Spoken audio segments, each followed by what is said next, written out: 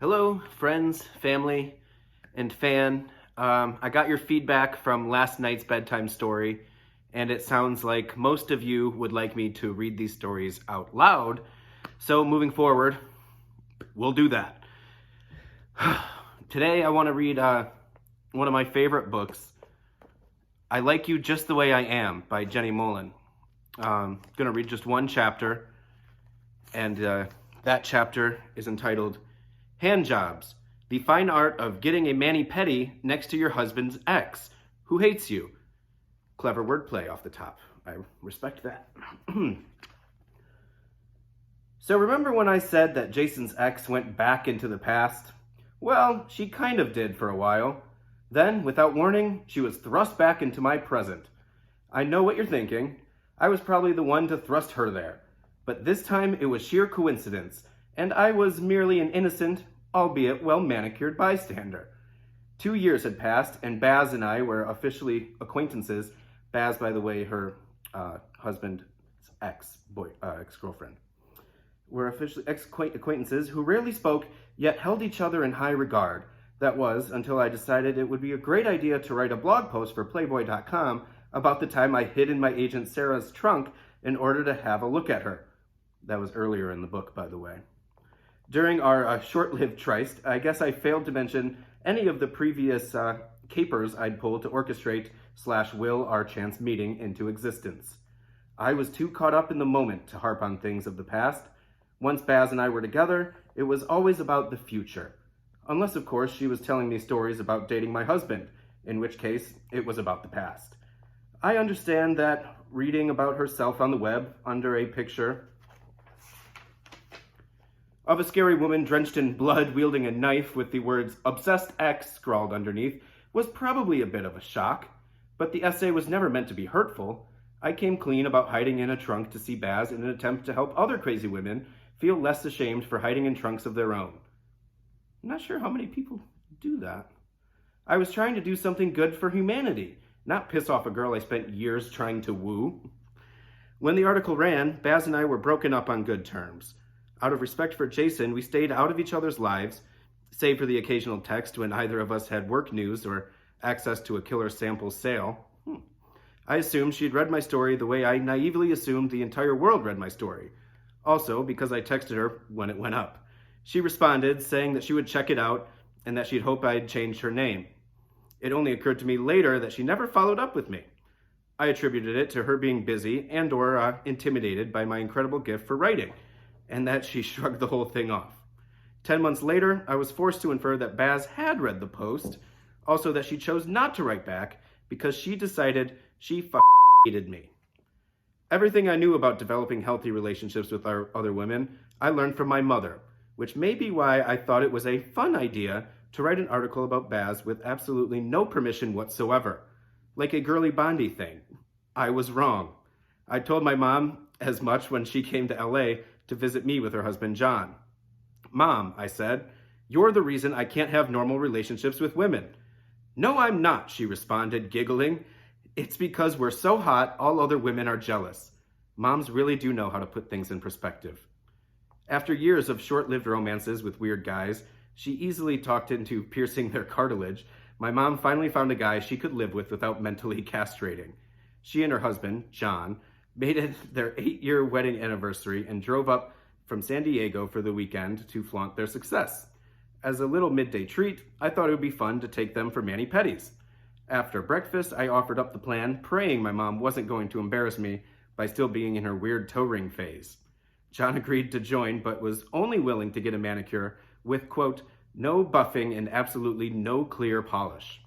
Around noon, we jumped in my car and drove to my favorite nail spot on Beverly Boulevard, Hand Jobs. It being my favorite nail spot has little to do with how well the girls do nails and more to do with the fact that it's situated next door to the best coffee house in the city.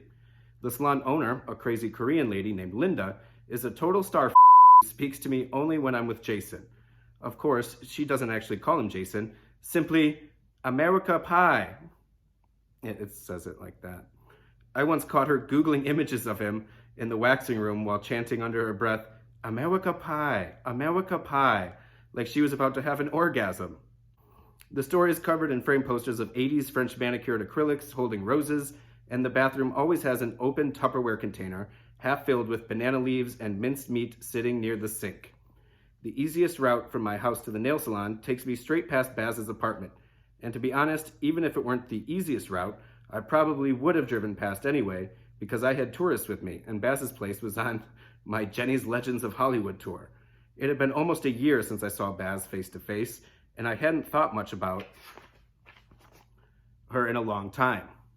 Except for a couple months earlier when I wrote that essay about hiding in a trunk to meet her, and of course when I'm talking to anybody on my Jenny's Legends of Hollywood tour. As we drove down the hill at a cool 10 miles per hour, I motioned to my left, pointing out Baz's top floor unit. My mom rolled down her window, trying to get a better look. Then, almost like the Jaws on the Universal Studios tour, Baz appeared on the opposite corner, walking her dog. "Oh my God, that was Baz. Did you just see her?" I craned my neck to get another glimpse. "I saw her," John said. "Where?" "I was looking at the apartment." My mom spun around in her seat, just like she had missed a humpback whale breach. "Should I go back around the block?" "No," John answered before my mom could say yes. "You're right, we can't get greedy. That was an amazing sighting, and I have to tell you guys, it rarely happens for first-timers like yourselves. Consider it an anniversary mitzvah." "It didn't happen for me," my mom pouted. "I'll buy you a nice coffee," John teased. As we pulled up to the salon, even from the outside, hand jobs looked packed. Linda stood up at the entrance and squinted at me like she had never seen me before in her life. "Hi, Linda. Remember me? Jenny? 3 manicures and 2 pedicures, please." Linda pretended not to speak English and motioned for us to sit down. After 15 minutes, my mom and I were seated in the giant pedicure chairs that Linda was too cheap to fix the massage features on, while John went next door for coffee. "2 iced coffees, black," I called out to him. Ooh, what's that word? Vacillating. Well done, Jenny.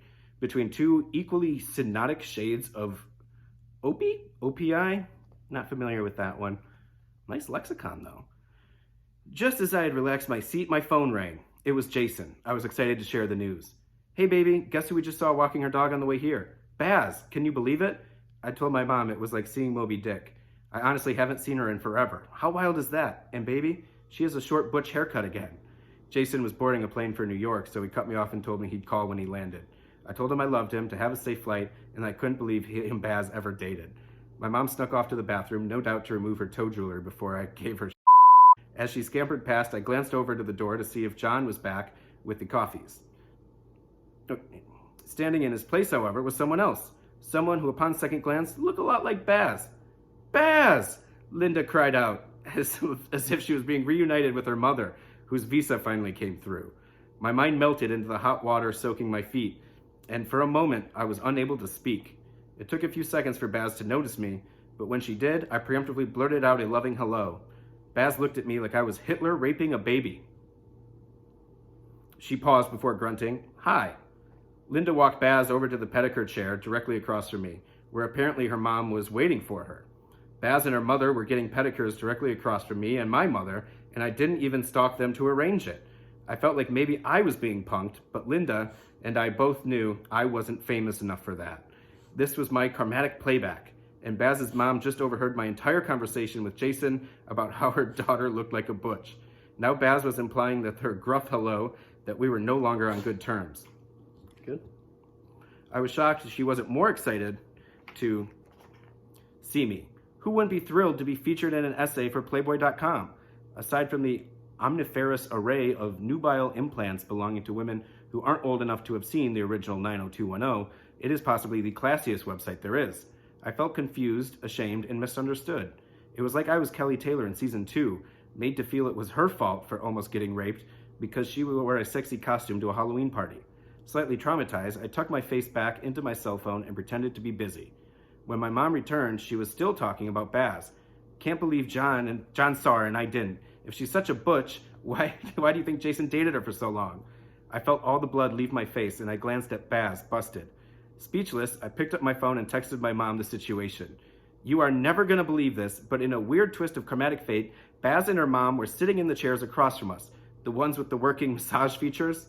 My mom looked around me stunned, like Donna Martin's mom when she found out our Donna...